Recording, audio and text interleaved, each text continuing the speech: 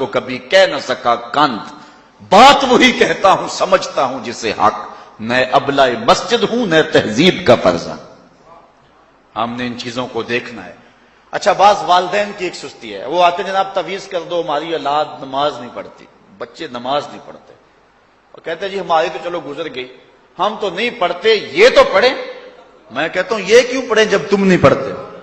الولد سر لابیہ، بیٹا باپ کا راز ہوتا ہے۔ تم مجھ سے تعویذ لینے آگے ہو، گھر میں مصلی بچھا کے سجدہ کرو، تمہاری اولاد بھی تمہارے تتبع میں سجدہ کرنے کی عادت ڈالو۔ حضور فرمایا بچے 7 سال کے ہوں تو انہیں مسجد میں لے جاؤ، 10 سال کے نہیں پڑھتے تو ان کو مار کے پڑھاؤ۔ اب اولاد ہوگی جوان، خود کبھی سجدہ کیا نہیں، اب کہتے ہیں شاید تعویذ سے کم چل جائے گا۔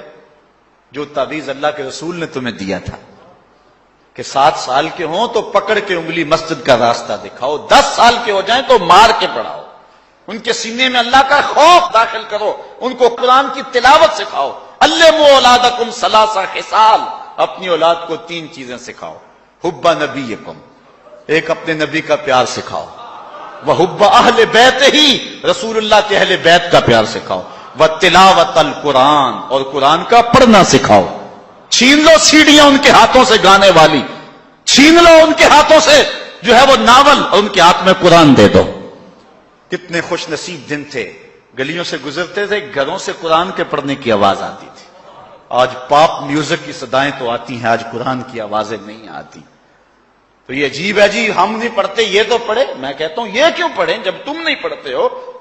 تمہارے اوپر کیا اب فرض ساقط ہو چکا ہے بڑھاپے کی وجہ سے؟ تم بوڑھے ہو کے نہیں پڑھتے ہو، تمہاری اولاد تم چاہتے ہو جوانی میں پڑھ لے؟ تم خود اللہ کے حضور سجدہ کرو، اور پھر دیکھنا تمہارے تتبع میں، تمہاری اتباع میں تمہاری اولاد بھی تمہاری پیچھے پیچھے ہوگی۔ اللہ اکبر۔ صاحب اس عنوان سے کہنے کے لیے بہت کچھ ہے۔ اللہ تعالیٰ جل شانہ اپنی رحمتیں عطا فرمائے۔ اعلی حضرت سے 2 لوگوں نے فتویٰ پوچھا۔ بریلی کا ایک محلہ ہے، محلہ ذخیرہ، اس میں ہادی حسن اور قرب محمد نامی لوگوں نے تنظیم بنائی نماز کی دعوت کے لیے۔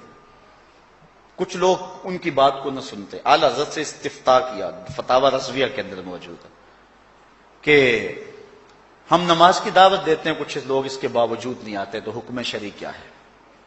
تو اعلی حضرت فرماتے ہیں کہ پہلے تو نرمی سے انہیں سمجھائیں، آؤ نماز کی طرف۔ نہیں مانتے، مؤثر لوگ ڈالیں جو ان کو کہیں۔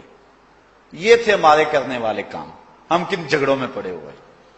مؤثر معاشرے کے لوگ تلاش کریں اور ان کو سمجھائیں، جن کی وہ مانتے ہیں، ٹالتے نہیں، ان سے سمجھائیں ان کو۔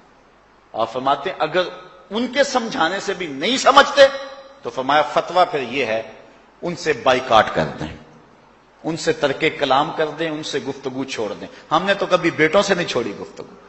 بیوی بے نماز ہو، ہم ہر شے بیوی سے منوا لیتے ہیں۔ کبھی کہا تیرے ہاتھ کی پکی روٹی نہیں کھاؤں گا اگر تو نماز نہیں پڑھتی؟ کبھی بیٹا کہے امی تو نماز نہیں پڑھتی، میں تیرے ہاتھ کی روٹی نہیں کھاؤں گا؟ جو ماں بیٹے کے لیے سب کچھ کرتی ہے، کتنے دکھ جھیلتی ہے، کسی کے گھر کے برتن مانجنے پڑے وہ بھی مانجتی ہے، کیا بیٹے کی خواہش پہ نماز نہیں شروع کر دے گی؟ جب عادت ڈالے گی تو پھر اللہ دل میں بھی وہ محبت ڈال دے گا۔ کیونکہ ہمارا تو اتنا ہی کام ہے نا، حضرت بایزید بسطامی نے یہی کیا تھا نا۔ حضرت بایزید بسطامی علیہ رحمہ بسطام کے لوگوں کی تربیت کر رہے ہیں، کسی محلے کے کونے میں آ کر ایک فاحشہ عورت بیٹھ کے لوگوں کا دین ایمان اجاڑنے لگی۔ کسی نے کہا بایزید تیرا شہر لٹ رہا ہے، جس کو تو اشکوں سے سیراب کیا تھا اور سجدہ ہائے سحرگاہی سے جس شہر کو نور بخشا تھا، تیرا شہر لٹ رہا ہے۔ کہا کیا ماجرا ہوا؟ لوگوں نے کہانی سنائی۔ بایزید بسطامی صبح مصلی اٹھایا اور جا کے اس فاحشہ عورت کے دروازے پہ مصلی بچھا لیا۔ اب جو بھی گاہک آتا بایزید بسطامی کو بیٹھا ہوا دیکھ کے راستہ بدل لیتا۔ اس نے انتظار کیا، رات کے اندھیرے گہرے ہو گئے، آج کوئی گاہک ہی نہیں آیا۔ اس نے کھڑکی سے جھانک کر کے دیکھا ایک بوڑھا بابا بیٹھا ہوا ہے، ہاتھ میں تسبیح ہے، مصلی بچھایا ہوا ہے۔ نیچے اتر کر کے کہا بابا اللہ کو یاد کرنے کے لیے اور تھوڑی جگہ ہیں، تجھے میرے گھر کی گلی ہی ملی، میرا راستہ روک لیا۔ بابا کہنے لگا کیا مسئلہ ہے تجھے؟ کہا میرے گاہک رکے ہوئے ہیں۔ کہا آج میں تیرا گاہک ہوں، بتا تیری رات کی قیمت کتنی ہے؟ اللہ اکبر۔ حضرت بایزید بستامی نے قیمت طے کی، اس کے گھر کی جب چھت چڑھنے لگے نا سیڑھیاں، لوگ دیکھ رہے تھے، کہا مالک اگر بایزید بھی اجڑ گیا تو روشنی کہاں سے لیں گے؟ بایزید بھی ایک فاحشہ عورت کے کوٹھے پہ چڑھ رہا ہے، اگر یہ بھی چراغ بجھ گیا تو زمانے کو اجالا کہاں سے ملے گا؟ لیکن قدرت کو کچھ اور ہی منظور تھا۔ اس سے کہا مصلی بچھا لے، جو میں کرتا جاؤں وہ کرتے جانا۔ پہلے وضو کیا، اس نے بھی کیا، پھر مصلی پہ آئے، وہ بھی پیچھے کھڑی ہو گئی، پھر بایزید قیام کیا، اس نے بھی قیام کیا، پھر رکوع میں گئے، وہ بھی رکوع، قوما وہ بھی قومیں، جب سجدے میں حضرت بایزید گئے وہ بھی سجدے میں، تو بایزید رو پڑے، کہا مالک بایزید کا اتنا ہی کام تھا کہ اس کا سر تیری چوکھٹ تک جھکا دے، مالک یہاں تک لانا میرا کام تھا، دل کی دنیا بدلنا تیرا کام ہے۔ جب وہ سجدے میں جا رہی تھی تو فحشہ تھی، جب سر اٹھایا وقت کی بلیا بن چکی تھی۔ ایک بزرگ کہتے ہیں میں بازار کے کنارے جا رہا تھا، ایک شرابی گرا ہوا تھا اور گندے پانی سے اس کا منہ گندا ہو رہا تھا، میرے دل میں رحم آیا، ایک انسان ہے اور یوں رسوا ہو رہا ہے، میں نے گندی نالی سے اس کو اٹھایا اور اٹھا کر کے جو ہے وہ اس کا منہ دھویا اور چلا گیا۔ مشہور شرابی تھا شہر کا، کہتے ہیں سحری کا وقت ہوا، تہجد کے لمحے آئے تو میں مسجد میں نماز پڑھنے کے لیے گیا، دیکھا کیا کہ وہ شرابی مصلی بچھا کے بیٹھا ہوا، میں حیران ہو گیا کہ یہ کیا ماجرا ہوا، اب صبح تو میں نے اس کو گندگی سے اٹھایا ہے اور اس کا منہ دھویا ہے، میں حیران ہوا تو حاطب سے آواز آئی میرے بندے تو نے اس کا منہ دھو دیا تھا، میں نے اس کا دل دھو دیا۔ صاحبو ہم اپنا کام کریں، کوشش کریں، کھینچ کے لے آئیں کسی کو مسجد میں، اور پھر دیکھنا رب کے رنگ، وہ بڑا کریم ہے، وہ بڑا رحیم ہے۔